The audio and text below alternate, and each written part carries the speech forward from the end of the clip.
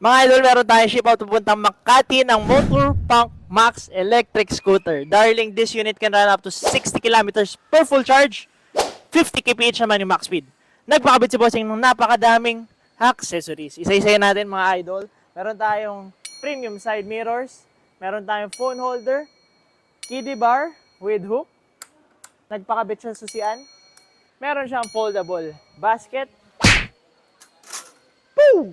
Darling, nagpakabit siya ng foldable seat. Alright. May suspension yan. Nagpakabit siya ng solid tires. From tubeless tires to puncture-free. Wala nang flat-flat. Solid rubber tires. Napakaganda.